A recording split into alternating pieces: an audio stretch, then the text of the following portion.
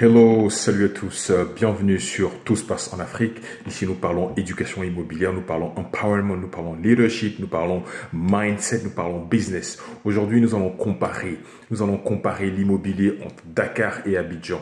Donc voilà, les prix de l'immobilier ont vraiment flambé à Dakar et Abidjan. On ne sait pas pourquoi, on en discute tout de suite. À tout de suite. Hello, salut à tous, bienvenue sur Tout se passe en Afrique. Ici Christian Siri. Si vous n'êtes pas abonné à cette chaîne, je vous invite à le faire.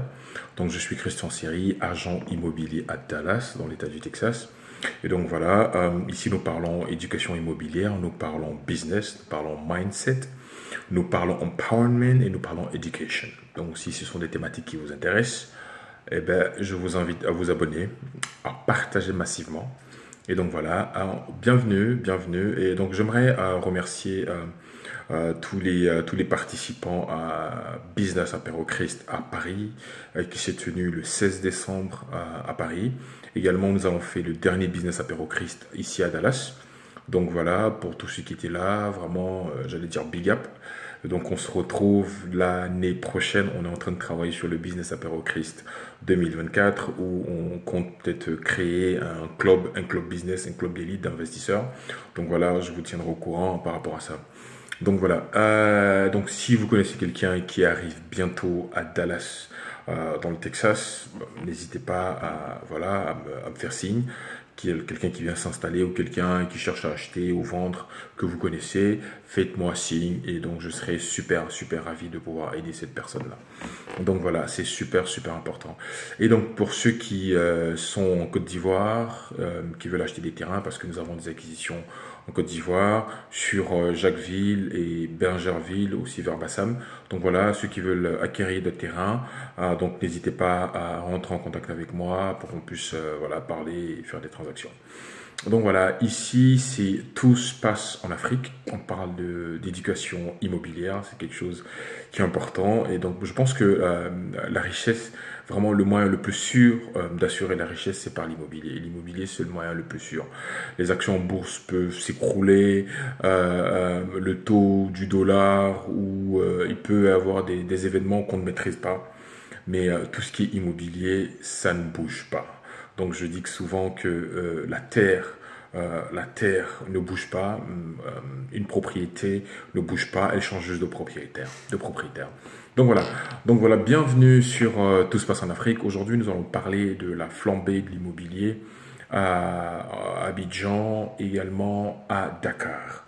Donc pour les Sénégalais qui me regardent, n'hésitez pas à faire des commentaires. On pourra peut-être faire plusieurs sessions de cette vidéo. C'est important de voir un peu les raisons pour lesquelles il y a cette flambée des prix-là en Côte d'Ivoire, à Dakar. Je pense que même à Dakar, c'est encore pire. À Abidjan, bon, ça monte, mais à Dakar, ils sont à un autre niveau, quoi. Donc voilà, et j'aimerais avoir vos commentaires, j'aimerais avoir votre avis là-dessus. Donc c'est important de comparer ça. Donc voilà, ce que je voulais dire comme première raison, le premier facteur que nous avons noté au niveau de la flambée de l'immobilier ces dernières années, pour se construire, on a besoin de stabilité. Et donc il y a une certaine stabilité au Sénégal. Ça fait plus de 30 ans, 40 ans, le Sénégal est stable et les choses se développent. Et environnement super propice au business, à l'investissement. Et donc la stabilité appelle les gens à venir à choisir le Sénégal comme un endroit idéal pour pouvoir investir. Également, en Côte d'Ivoire, on peut dire au niveau de la stabilité, la Côte d'Ivoire a été un pays toujours en mouvement, vraiment en mouvement pour les affaires, pour les business, que ce soit la culture, la musique et tout ça. La Côte d'Ivoire a été toujours un pays où les choses bougent. Donc la Côte d'Ivoire a traversé des moments un peu, j'allais dire, un peu difficiles de 2002, 2004, jusqu'à 2010, il y a vraiment eu de l'instabilité politique.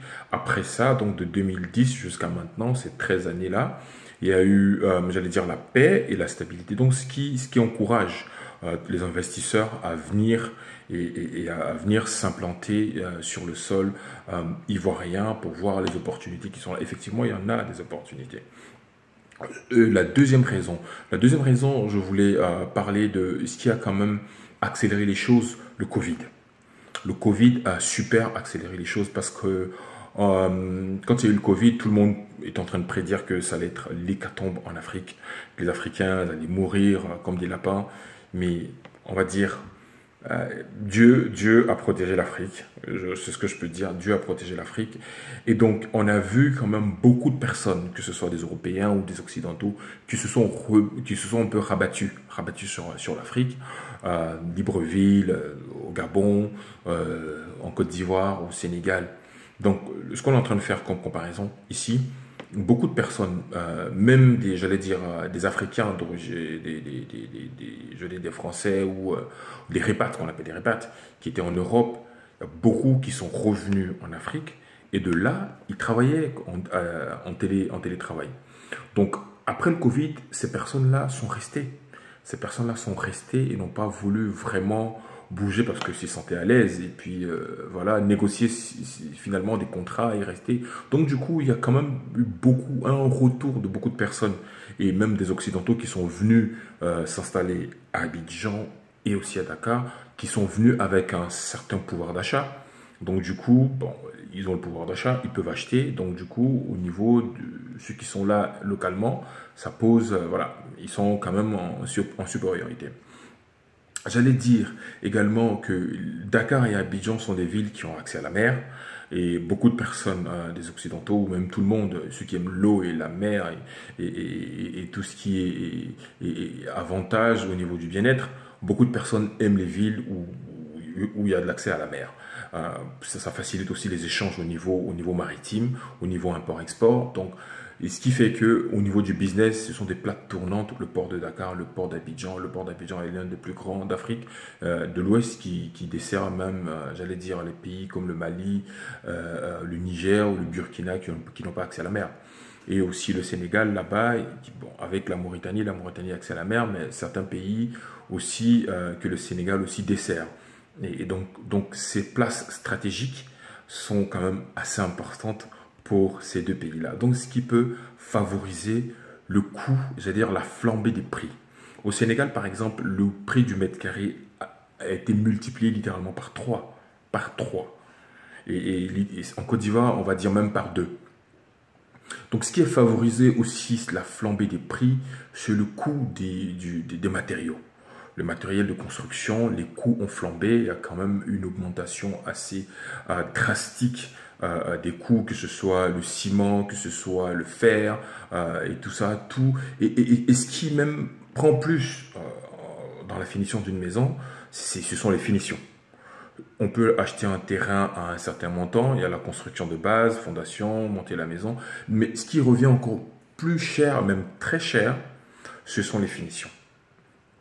Donc nous allons essayer de comparer à Dakar. À Dakar, un F4, par exemple, dans la commune du Plateau, parce qu'il y a le Plateau aussi à Dakar.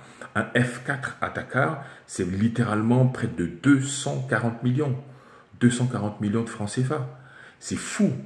Et en Côte d'Ivoire, au Plateau, le Plateau c'est l'endroit où j'allais dire, les terrains sont les plus chers en Côte d'Ivoire.